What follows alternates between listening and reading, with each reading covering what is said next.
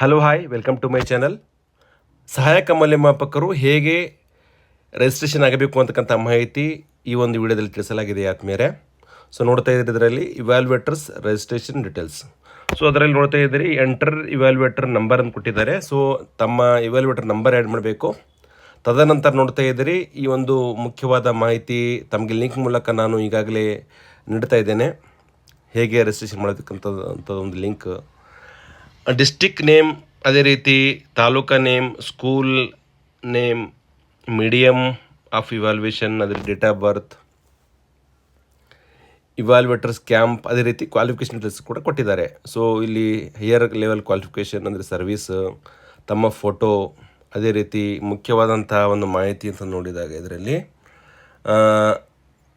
How long you have been teaching ಅಂದರೆ ಬೋಧನೆ ಎಷ್ಟು ವರ್ಷ ಮಾಡ್ತಾ ಇದ್ದೀರಿ ಅಂತಕ್ಕಂಥದ್ದು ಕೂಡ ಕೇಳಿದ್ದಾರೆ.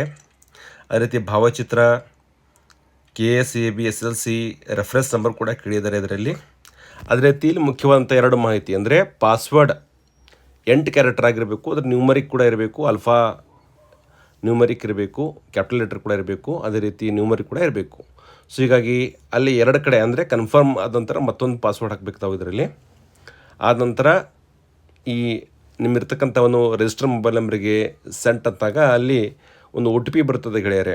ಆ OTP ತಾವು ದಾಖಲಿಸಿದಾಗ ತಾವು ಇಲ್ಲಿ ಮೌಲ್ಯಮಾಪಕರಾಗಿ ತಾವು ಇಲ್ಲಿ ರಿಜಿಸ್ಟ್ರೇಷನ್ ಮಾಡ್ತೀರಿ. ಸೊ ಭಾಳ ಪ್ರೊಸೆಸ್ ಭಾಳ ಸುಲಭವಾಗಿದೆ.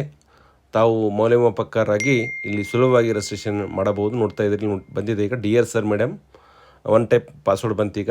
ಸೊ ಆನ್ಲೈನ್ ಮಾರ್ಕ್ ಆ ಒಂದು OTP ದಾಖಲಿಸಿದ ನಂತರ ಸಕ್ಸಸ್ಫುಲ್ಲಾಗಿ ತಾವು ಮೌಲ್ಯಮಾಪಕರಾಗಿ ರಿಜಿಸ್ಟ್ರೇಷನ್ ಮಾಡ್ತೀರಿ ಆ ಒಂದು OTP ದಾಖಲಿಸೋದರ ಮೂಲಕ. ಸೊ ಹೀಗೆ ನೋಂದಣಿ ಭಾಳ ಸರಳವಾಗಿದೆ. ತಾವು ಕೂಡ ಸಹಾಯಕ ಮೌಲ್ಯಮಾಪಕರಾಗಿ ಈ ಒಂದು ಸುಲಭವಾದಂಥ ಒಂದು ಪಾಸ್ವರ್ಡ್ ಎಂಟ್ರಿ ಮಾಡ್ಬೋದು. ಸಕ್ಸಸ್ಫುಲಿ ರಿಜಿಸ್ಟ್ರೇಷನ್ ಅಂತಕ್ಕಂಥದ್ದು ಬರ್ತದೆ. ಹೀಗಾಗಿ thank you for registration for SLC 2026 examination 1 evaluation work ಅಂತ